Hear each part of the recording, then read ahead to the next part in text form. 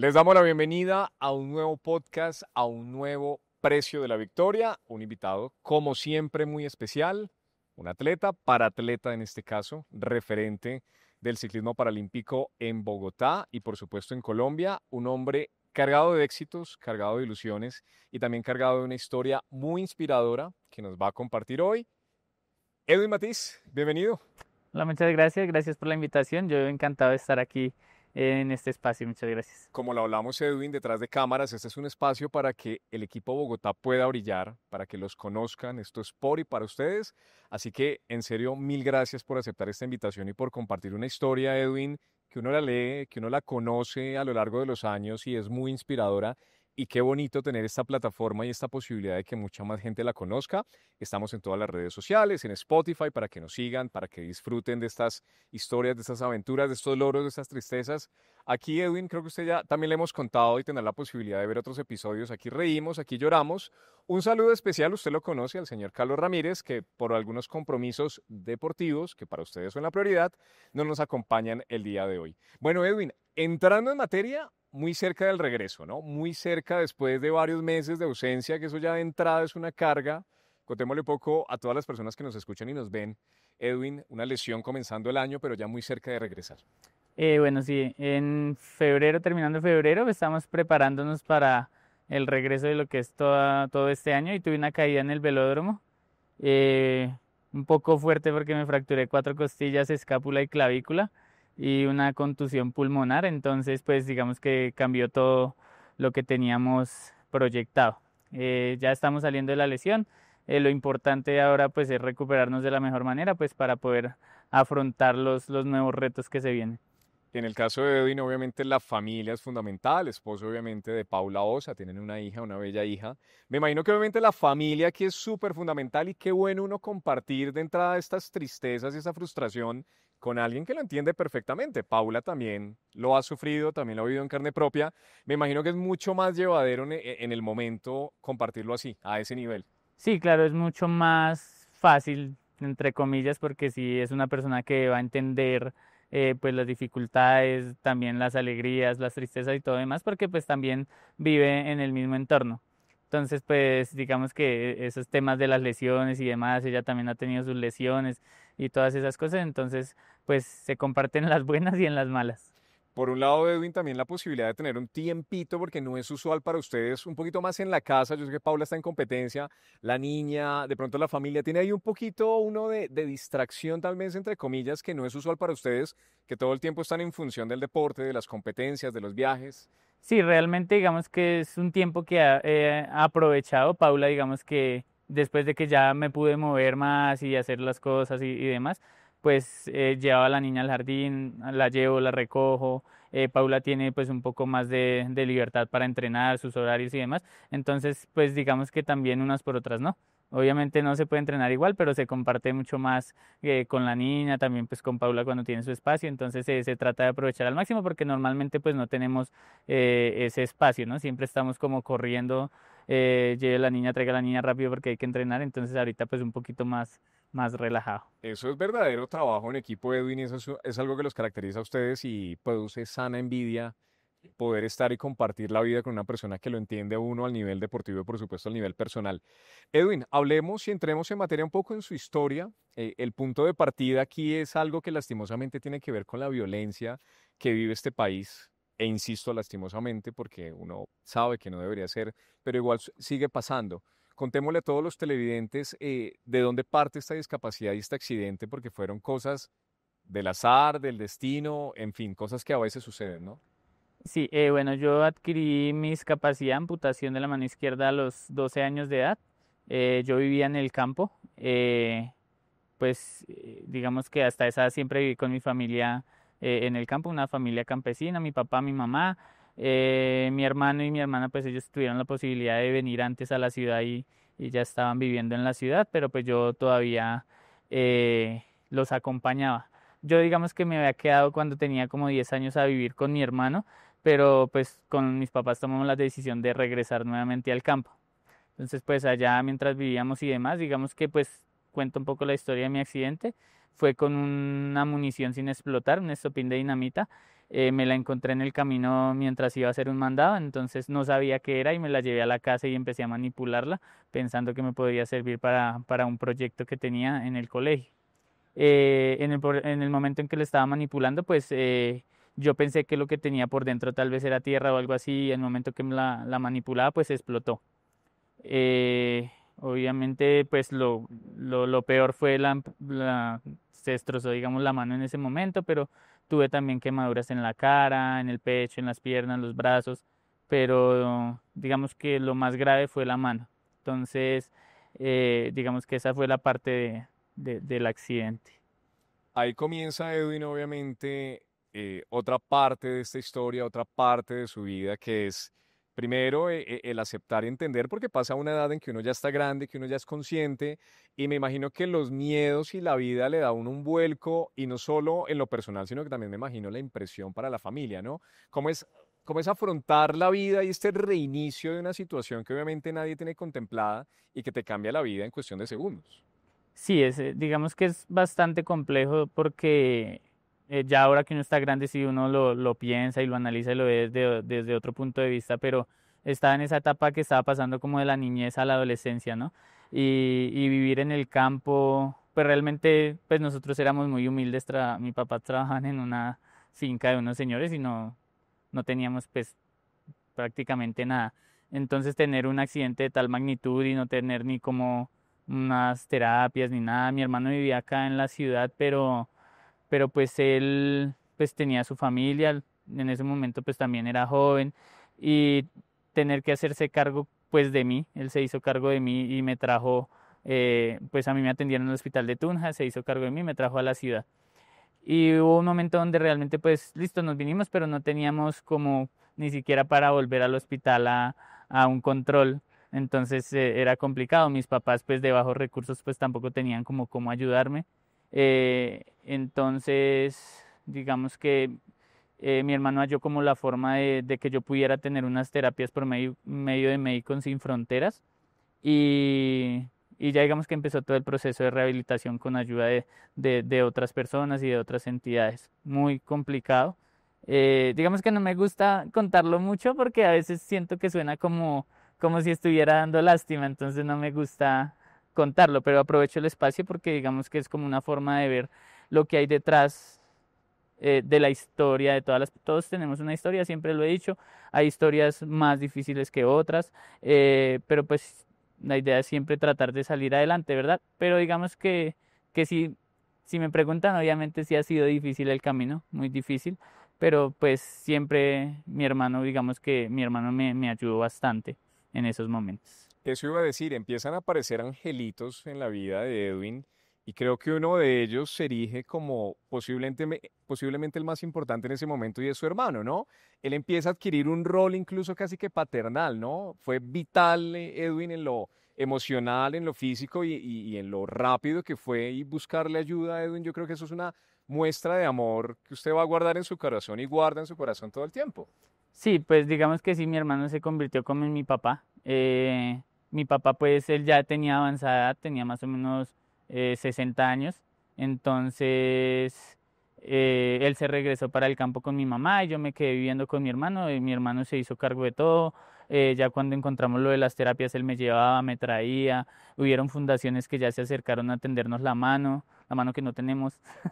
Entonces, él siempre pues trató de llevarme a las citas y siempre fue como ese apoyo. Después vinieron como otras ayudas, ya cuando, bueno, eso ya es empezando como la parte deportiva, entonces, pues eso ha sido la parte como de la familia, ¿no? Que es justamente la parte que vamos a entrar.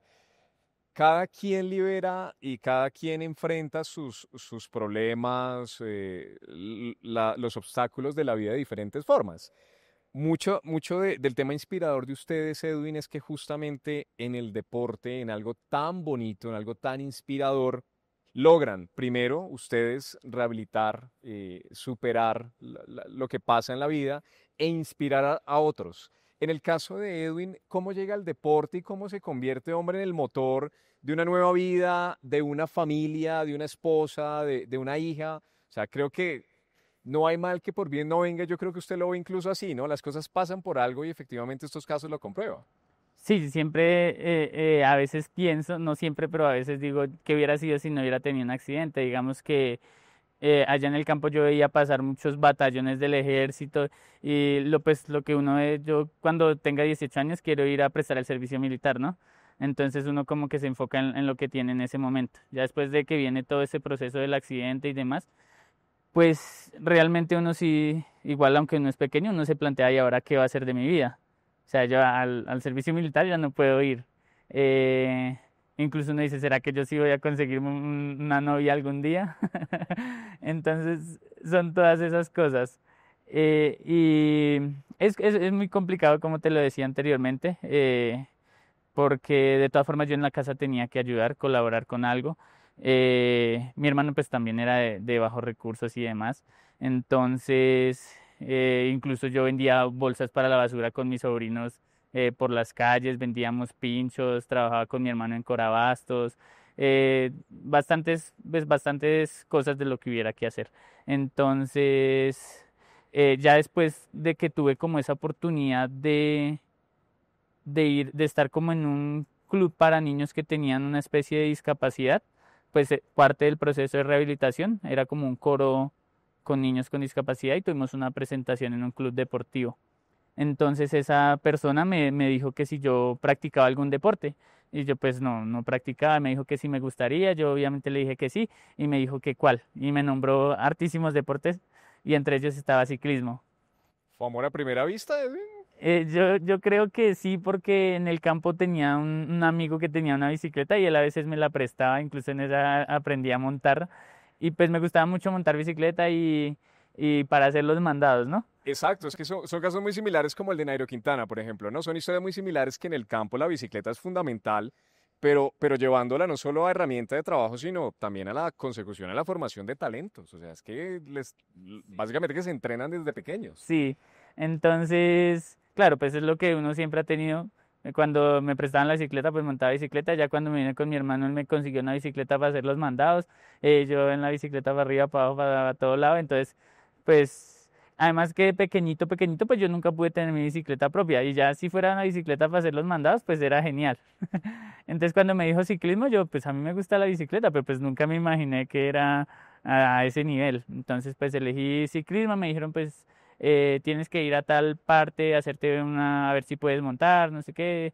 Y pues lo hice, obviamente sí era apto para hacer ciclismo paralímpico. Y digamos que empezó todo ese proceso, pero me dijeron tienen que conseguir una bicicleta. Entonces, ¿yo de dónde sacaba una bicicleta? Un primer gran problema. Sí, claro, y aparte una bicicleta que fuera apta para... Iba, claro. Ajá. Entonces una fundación que se llama United for Colombia, que siempre, pues es una fundación que siempre me ha apoyado hasta el día de hoy, hicieron la labor de conseguir una bicicleta en ese momento, si no estoy mal, era como de uno del entrenador que había sido de María Luisa Calle, y me la envió, era una bicicleta viejita, pero estaba en perfectísimo estado, y con ella pude empezar a entrenar en el velódromo. Y digamos que ahí fue que ya partió como el sueño del ciclismo. Yo no lo veía obviamente como algo que fuera a ser parte de mi vida o que fuera mi proyecto de vida, sino más lo veíamos como parte del proceso de rehabilitación que estábamos pasando todavía en ese momento. Entonces lo tomamos así. Edwin, los principales retos y dificultades a los que se enfrentó arrancando, porque justamente usted lo acaba de mencionar y no lo veo como mi proyecto de vida, lo veo como rehabilitación, pero es algo que hemos notado y que lo hablamos siempre con los deportistas y es que el alto rendimiento ya te empieza a exigir unos sacrificios, una dieta, una alimentación, unos hábitos, unos horarios, o sea, ya el salto y el compromiso es mucho mayor. Edwin, ¿cómo lo manejó? ¿En qué momento dijo, hombre, estoy en capacidad de hacerlo, mi vida no la puedo descuidar? ¿Cómo hago para compaginar las dos cosas? Sí, digamos que yo pues empecé a entrenar y el profe, la primera evaluación que el profe me dijo en el velódromo me dijo, claro, usted puede ser muy bueno, no sé qué, siga, bueno, entonces, Le instauró ahí el sí, gusanito de la ajá, inquietud. sí, entonces digamos que yo empecé a entrenar, todavía estaba en el colegio, venía por las tardes cuando me quedaba tiempo, venía al velódromo y ya de a poquito pues un día hubo una competencia fue como una Copa Nacional y dijeron puede participar. Entonces quedé como segundo en la prueba y yo pues medio entrenaba un poquito, pues entonces ahí el profe con más ganas dijo, listo, tiene que seguir. Y pues seguí, ya cuando me gradué del colegio, pues ahí sí ya llegó como el momento difícil donde pues realmente tenía que o estudiar o trabajar o seguir en la bicicleta.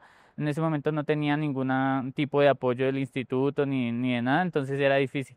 Yo le dije al profe, le dije, profe, pues la verdad tengo que ponerme a estudiar o ponerme a trabajar porque pues aquí, ahí sí como muchas personas lo dicen a veces o lo decían más antes, el que monta en bicicleta es un vago.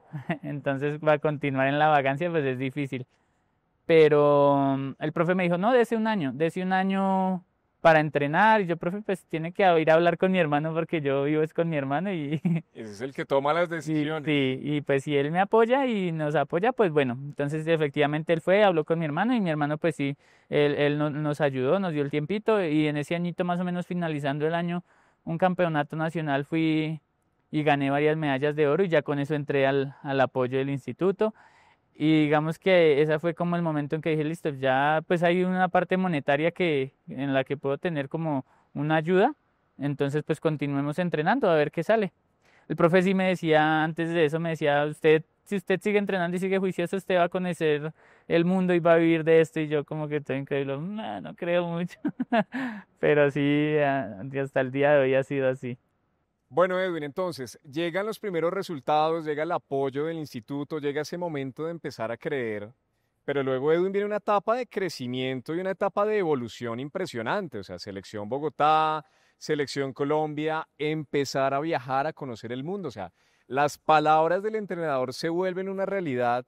Me imagino, Edwin, que al principio debió ser un choque emocional, yo creo que una liberación, ¿no? Porque usted mismo lo dijo, desde el principio yo jamás me imaginé ser un deportista profesional, dadas las condiciones en las que nació. Sí, claro, dadas las condiciones era difícil poder pensar en que yo iba a viajar a conocer el mundo, pues digámoslo de cierta manera. Digamos que en ciclismo hay cierta manera de poder uno conocer porque uno entrena, en donde viaja y demás.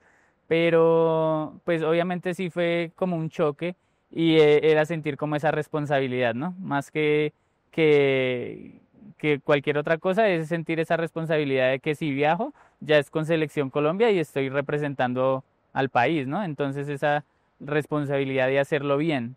Porque, como siempre he dicho, cuando viajamos no somos Edwin, sino somos Colombia. Entonces siempre pues tengo como esa responsabilidad y siempre se ha sentido así desde el primer día. Participación, Edwin, en Juegos Olímpicos, en campeonatos mundiales, en campeonatos fuera del país, obviamente en campeonatos dentro de Colombia. El momento más bonito, Edwin, ese momento que usted atesora y dice, hombre, aquí me sentí tan orgulloso de todo ese esfuerzo y todo eso que he hecho.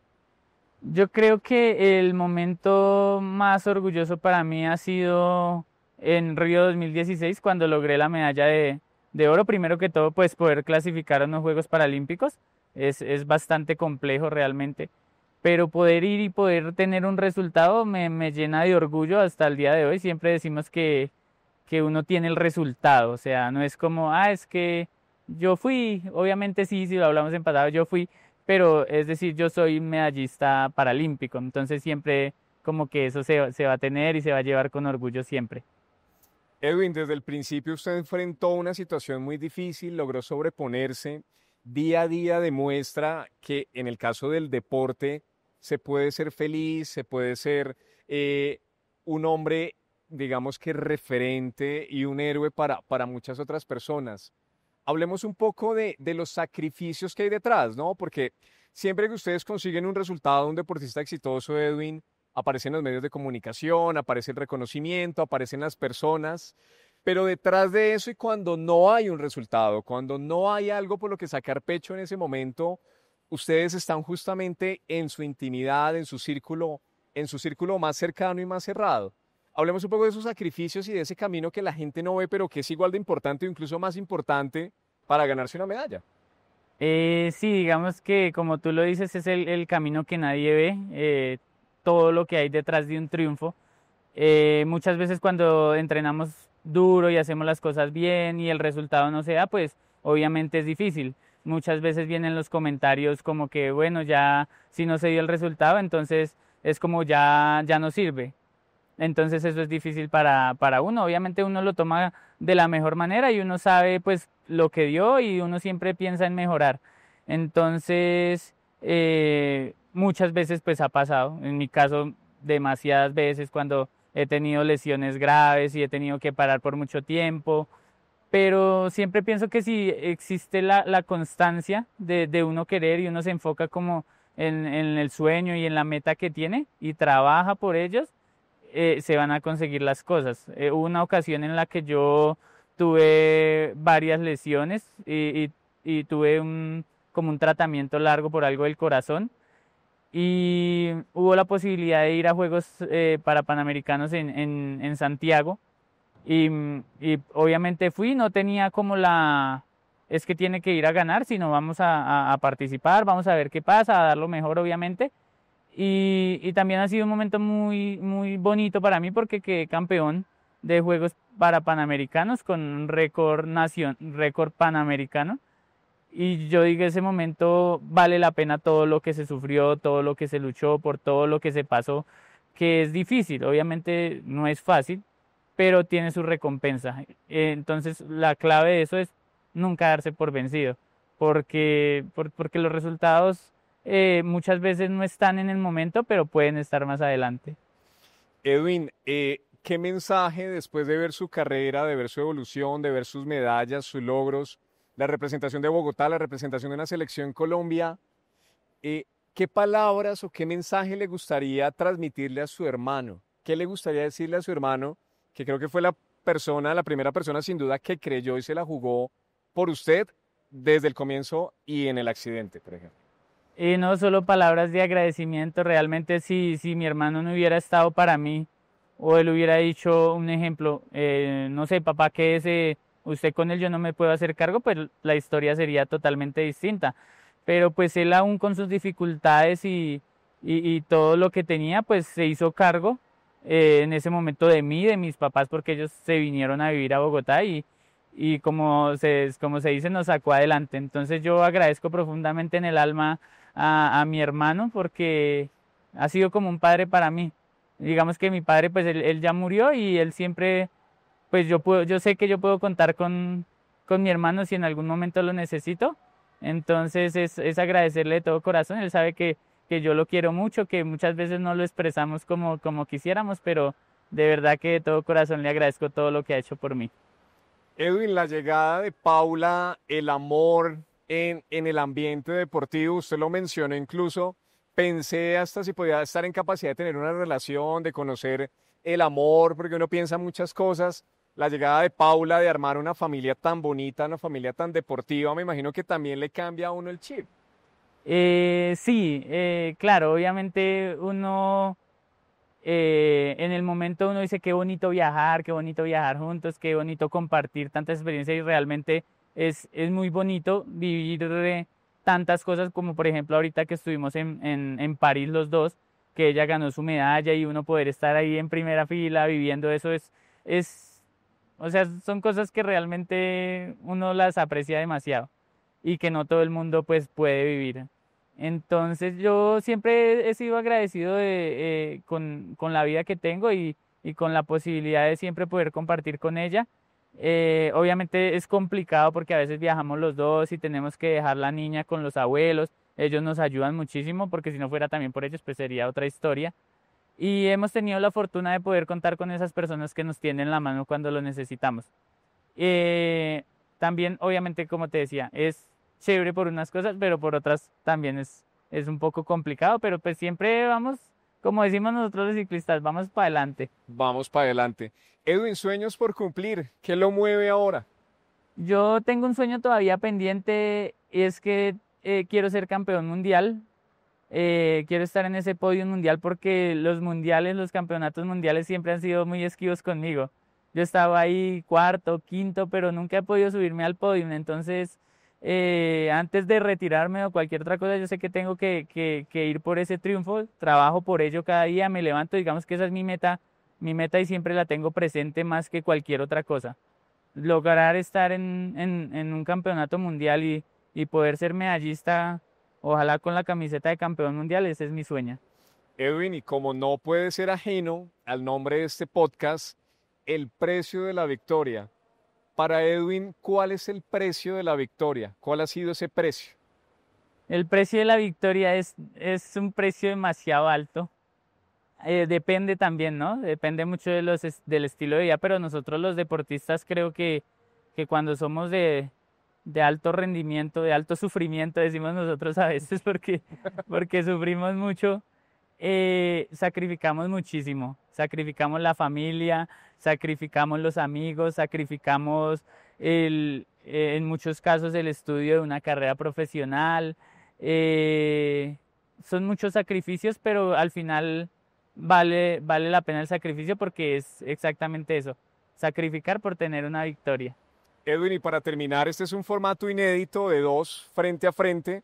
Quiero que le hable a todas las personas que lo van a escuchar, que van a ver este podcast, y que le haga por favor una invitación para que sigan su historia, para que disfruten este podcast en las redes sociales del IDRD, del instituto que tanto lo apoya, y por supuesto en Spotify. Hagámosle una invitación para que disfruten de esta historia. Claro que sí, bueno, la invitación es que disfruten por favor este podcast, que estén pues ahí al pendiente de todas las historias, no solo la mía, sino de todos estos deportistas que dan lo mejor de sí para poder representar al Instituto Distrital de Recreación y Deporte que tanto nos ha apoyado y que representan también a este país tan hermoso que es Colombia. Entonces la invitación es a que estén muy pendientes. Muchas gracias. Edwin, mil gracias. Fuerte aplauso para Edwin. Otra historia inspiradora. Edwin, mil gracias por el tiempo, por compartir, por sentarse y por ser tan auténtico, y felicitaciones de corazón por esa familia tan bonita que tienen. Así llegamos al final de este podcast, El Precio de la Victoria.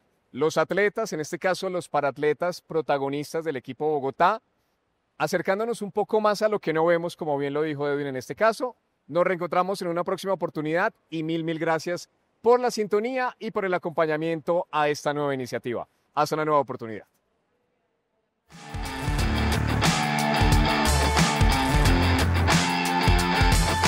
Hola a todas y todos. Soy Daniel García, director del IDRD. Espero que este capítulo del Precio de la Victoria los haya motivado y, ¿por qué no?, animado a salir a montar en bicicleta. Edwin Matiz jamás imaginó que aquel adolescente de 14 años, hijo de padres campesinos que hacía mandados en la bicicleta en su pueblo de Boyacá, terminaría convertido en un referente internacional. Tras un grave accidente en el que perdió una mano, transformó la adversidad en impulso para convertirse en múltiple campeón nacional, medallista paralímpico y panamericano. Hoy, junto a su pareja Paula, también paraciclista y multimedallista, ha construido un hogar donde se respira amor, disciplina y pasión por el deporte. Su historia es un testimonio de fortaleza, perseverancia y confianza en que ningún obstáculo es definitivo cuando se lucha por los sueños. Gracias por acompañarnos. Nos encontramos en una próxima edición del Precio de la Victoria, con más historias poderosas de nuestros deportistas.